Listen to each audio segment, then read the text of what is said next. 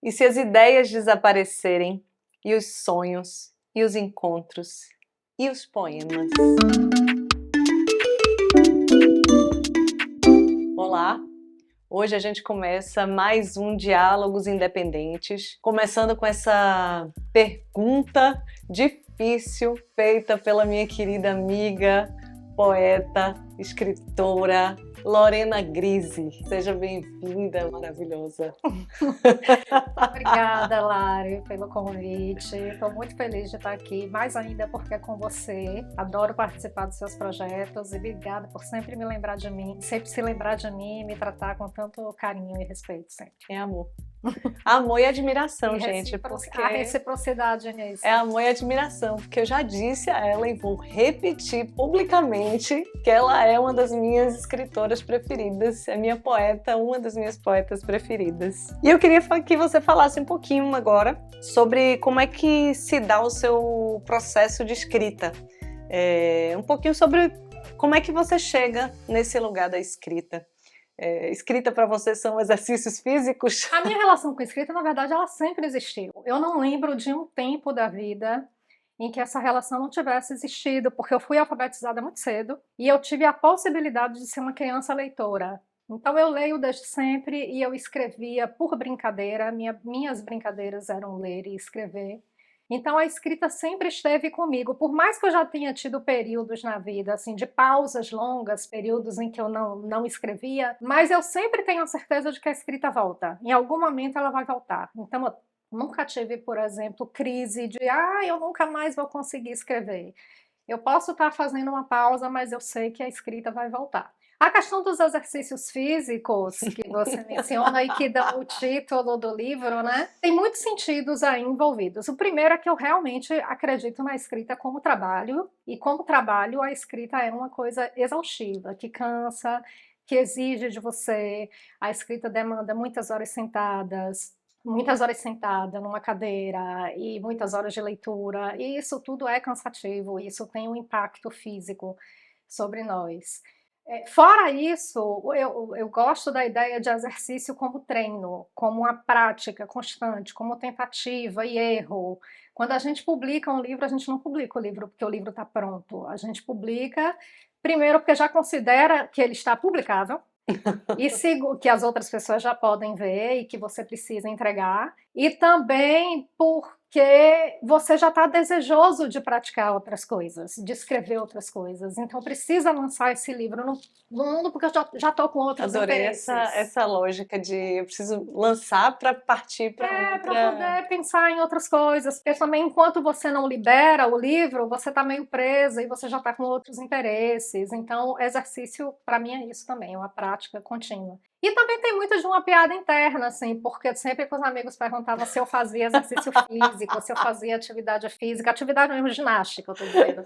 Eu dizia que eu fazia, mas que eram atividades de exercícios intelectuais. Que meus exercícios são só esses, então o título tem esse sentido E todo. quem disse que não é físico, olha o cérebro lá, ó. Só malhando o cérebro. Acho que vocês não consideram o cérebro? E o emocional também. Malha como? Como é que malha? Então, e o coração fazendo tu. O cardio, né? O cardio a gente tá malhando também na hora que Então, escreve. escrita é exercício, é prática. Eu queria que você falasse um pouquinho dessa sua relação com a escrita, mas também você escreve num dos poemas seus assim: a poeira é a mais presente de todas as coisas do mundo. E tem um outro que você escreve: a cidade tem 3 milhões de habitantes. Você é amiga de 15, confia em 3, dorme com 1. Eu queria saber se você gosta de matemática. Adoro. E também como é que se dá essa sua relação com a sua escrita e a cidade, né? Porque, assim, quando você diz tem 3 milhões, com quantos você se relaciona? Com quantos você vai para casa? Com quantos você vai para a cama? E essa relação de uma poeira também. Como é que isso chega na sua escrita? A sua escrita é muito cotidiana. E é uma das delícias do seu texto para mim, assim. Como é que se dá isso, assim? Você, cidade, especialmente nossa cidade, com os desafios que a nossa cidade tem, a Bahia, a sua Bahia, a minha Bahia, enfim, cada um com sua Bahia. Eu acho que você tem toda a razão de dizer que é uma escrita muito cotidiana, mas eu acho que é um cotidiano muito específico, urbano. Isso. Porque eu sou de Salvador, eu sou nascida em Salvador, e eu sou uma pessoa muito urbana, e a minha Salvador é essa Salvador urbana. Apesar de eu ter nascido no litoral, eu não me vejo como uma pessoa muito litorânea, assim. Eu não sou dessa Salvador do turismo, dessa cidade solar, sabe? Não me identifico muito com ela, mas ao mesmo tempo eu tenho uma relação de profundo pertencimento à cidade. Eu adoro Salvador, eu sei de todas as contradições de Salvador, de todas as injustiças de Salvador, das desigualdades de Salvador, de como Salvador consegue ser injusta com os seus, sabe? Para algumas pessoas ela é muito cruel, mas ao mesmo tempo eu acho que Salvador é uma cidade que nocauteia a gente pela beleza, pela paisagem, sabe? Então, a minha relação com a cidade é um tanto conflituosa, assim, é um amor imenso, mas ao mesmo tempo é um amor meio culpado, e um amor que não é despido de crítica, porque eu sei dos problemas que a cidade tem, minha Salvador é essa. E quando eu penso assim da relação da cidade com a minha poesia, eu nem acho que Salvador apareça tanto. Eu acho que ela aparece pontualmente em alguns poemas, como localização geográfica de alguns acontecimentos, mas eu não me acho uma poeta que escreve sobre Salvador, que tenha poemas sobre Salvador. Talvez porque eu tenha mais interesse em questões que são mais internas e de uma mulher que vive numa grande cidade, e talvez essas questões que me interessam sejam comuns a poetas que vivem em grandes cidades, Recife, Manaus, Brasília, o que for. Entendeu? Então não vejo essa especificidade de Salvador na poesia, mas acho que Salvador me compõe também, sabe? Eu sou uma pessoa que nasceu aqui, que passou a maior parte da vida aqui, então eventualmente ela aparece. Em outro trecho de seu livro você fala assim: ou você fala, ou você canta, ou você engole. Isso tá aqui, gente. A gente não mostrou ainda, né? A gente já falou. É exercícios físicos de verdade. Assim, o nome do livro. Para quem achou que fosse uma piada, também é. Mas é uma piada maravilhosa. Assim, eu queria que você falasse um pouquinho sobre isso. Como é que foi esse processo, esse entendimento de que chegou a hora, né, desse trabalho? Como que foi caminhar por exercícios físicos e chegar Eu nele? acho que eu tive uma trajetória na publicação do livro que é diferente da maioria das poetas, porque os poemas que estão nesse livro foram escritos num período longo de tempo e, portanto, eu não sabia que eles se tornariam um livro. Eu não tinha a intenção de publicar quando eu comecei a escrever esses poemas, e eu também não tinha a possibilidade de publicar. Eu não tinha isso no meu horizonte, eu não tinha contato com editores. Então eu escrevia porque eu escrevia. Eu não tinha interesse em publicar, e eu recebi um convite para publicar porque eu comecei a participar de um projeto aqui da Fundação Cultural do Estado da Bahia, chamado Escritas em Trânsito. Eu comecei a participar desse projeto em 2013, esse projeto existe até hoje. Eu comecei a participar de lá, nesse projeto eu conheci Milena Brito e Sarah Rebecca Kersley, que são as editoras da Paralelo 13S. E aí elas começaram a acompanhar o que eu escrevia durante um período longo, assim, eu publicava em algumas revistas, tem vários poemas publicados em revistas, site, blog, essas coisas assim do mundo digital, e elas me acompanhavam. E aí, quando chegou eu acho que foi 2019, veio o convite delas para publicar, porque elas queriam publicar uma mulher que nunca tivesse sido publicada, o primeiro livro de uma mulher, e aí me pediram uma seleção de poemas. Aí que eu fui olhar tudo que eu tinha escrito para tentar transformar num livro coeso, não ser uma mera juntei tudo e publiquei, sabe? Eu queria fazer um trabalho de adição. E eu acho até que eu consegui isso, eu acho que o livro ficou coeso, mas também tem a ver não só com o trabalho de seleção, mas com o fato de que os temas que eu estava trabalhando ali orbitavam em torno das mesmas coisas, então não foi muito difícil fazer a seleção dos poemas. E aí eu entreguei, a editora publicou. O livro saiu já em 2020 e eu me lembro quando eu peguei o livro para ler a primeira vez, quando ele chegou na minha mão, que eu não me lembro quando foi que chegou, inclusive um absurdo, eu tenho uma amiga escritora que é uma das minhas poetas preferidas e eu não tenho uma dedicatória no meu livro. Então foi porque você comprou no site da editora e Exatamente, eu recebeu em comprei ela no site da casa. editora. Porque todo mundo que o livro passou por mim, eu autografei. Vou autografar o seu. Mas eu comecei pelo começo e nem sempre eu começo pelo começo. E eu comecei por calendário, porque quando eu terminei, eu me emocionei de verdade, assim. Eu terminei de ler, eu fiz, meu Deus, o que é isso? Eu não consegui explicar, porque eu acho que tem poesia que acontece alguma coisa, tem um lugar da poesia, acontece também comigo com música algumas vezes, acontece também com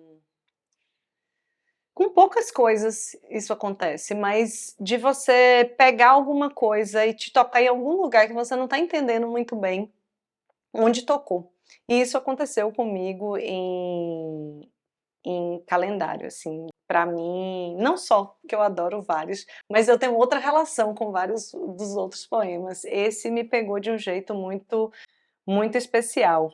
Eu queria que você falasse um pouco sobre isso, assim, o que é essa passagem de tempo, o que é esse calendário, assim, para você? Porque você tem um jeito de contar essa passagem de tempo pra gente nesse texto que é muito interessante, e não só aqui. Eu acho que tem uma relação com o tempo em alguns outros lugares. Eu não sei se é uma questão de espacialidade, de tempo, que eu consigo encontrar. Eu ainda acho que o tempo, eu não sei como os leitores veem, mas eu ainda acho que o tempo é a minha grande questão.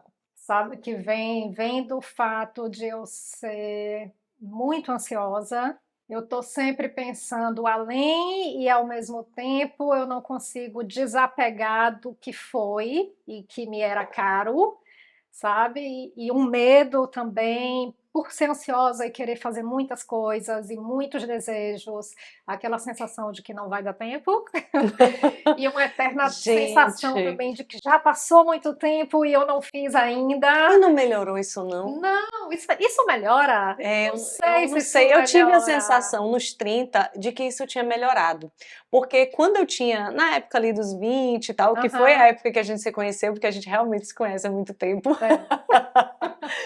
é. eu tinha a sensação de que não ia dar tempo. Eu escrevia sobre isso, eu escrevia também, né, hoje em dia eu não escrevo mais não.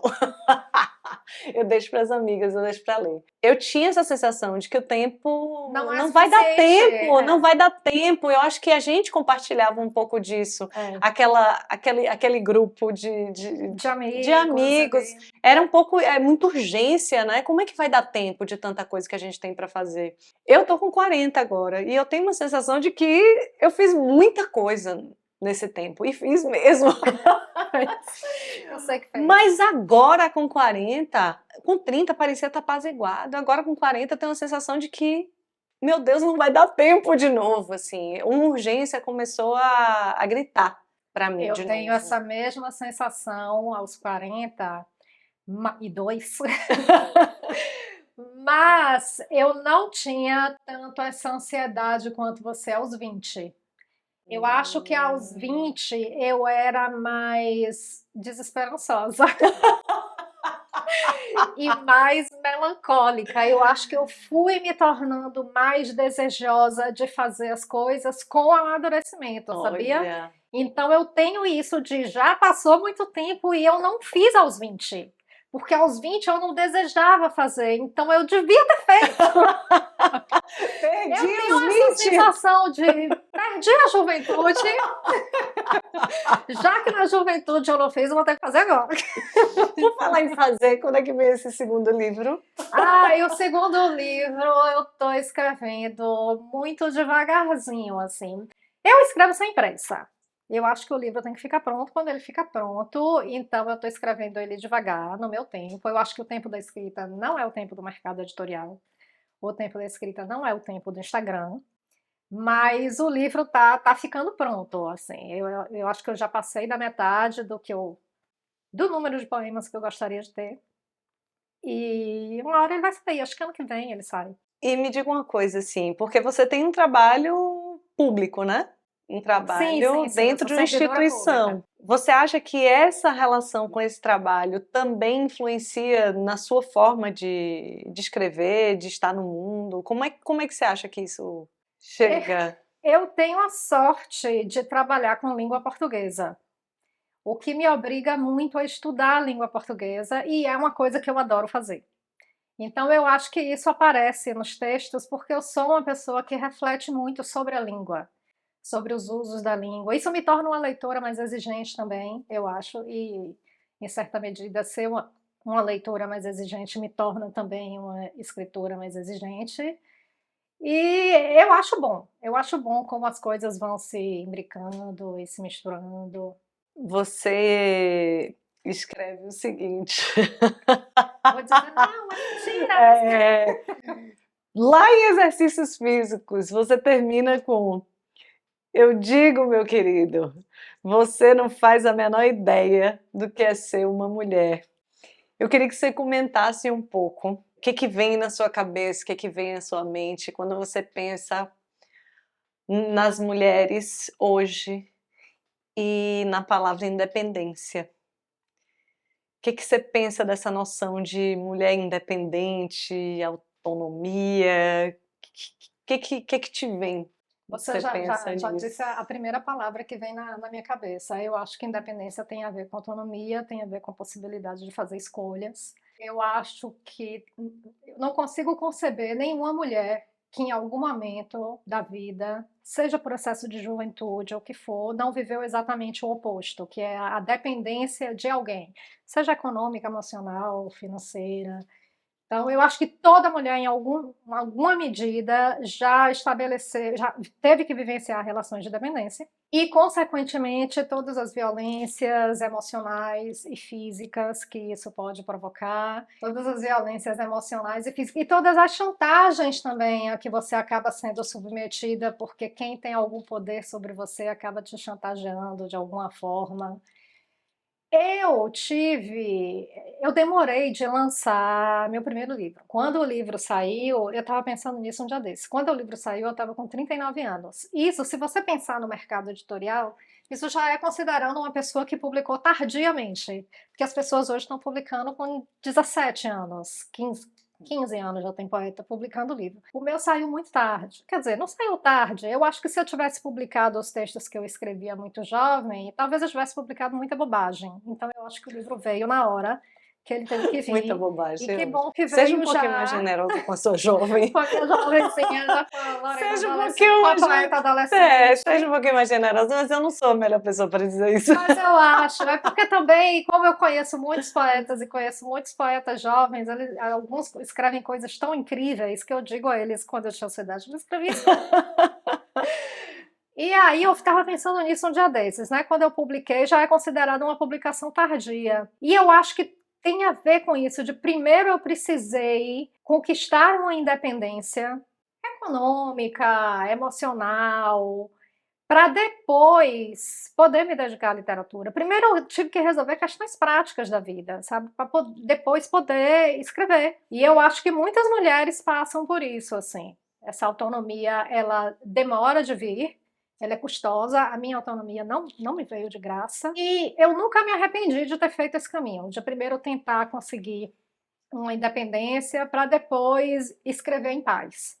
Porque eu acho que isso me dá também não só uma independência material, de ter condições de escrever, mas também me deu uma liberdade pela maturidade de escrever o que eu quiser. Sabe? Ninguém diz o que eu escrevo, quem decide sou eu. E acho que isso tem a ver com independência também. Então é uma independência não só material, mas da cabeça, sabe? No papel eu coloco o que eu quiser. Eu lembrei de Virginia Woolf, né? Ela fala sobre Ela isso. fala sobre isso. Há quantos séculos se fala Ela sobre isso, fala Virginia? O teto sobre. todo seu. O teto todo seu, que ela fala É. sobre a herança que foi deixada para ela por uma pessoa que ela não tinha nenhum contato e que fez com que aquele dinheiro que ela recebia fosse, né, tornasse viável a vida dela como escritora, né? Assim. Esse debate permanece há muito tempo, mas é porque muda, mas não muda tanto. Exato. É muito lenta a transformação.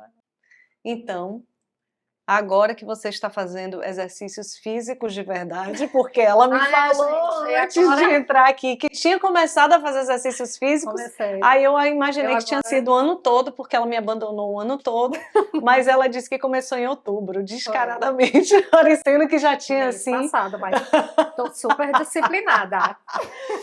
Então, assim, agora que você está fazendo exercícios físicos, já está na hora de lançar o outro livro para eu poder ler. Vou lançar. E eu quero agradecer. Mas estou grata de estar aqui, te agradeço o Eu tô convite. felizona de você ter vindo. Claro que você estaria nessa primeira edição, né, cheia de mulheres maravilhosas. E já que você falou que é a primeira edição, eu desejo muitas edições para o projeto. Ai, que bom. Que você consiga manter. E é isso, gente. Primeiro, aquela velha história, você sabe, o YouTube funciona assim, né? Tem que curtir, compartilhar com quem você acha que pode se interessar e ficar aguardando e procurando aí os próximos episódios dos Diálogos Independentes, porque tem muita escritora maravilhosa pra gente conhecer um pouquinho mais de perto. Igual essa maravilhosa que eu amo. Tem mesmo muitas escritoras maravilhosas nessa cidade, viu? Acompanhem. Até a próxima.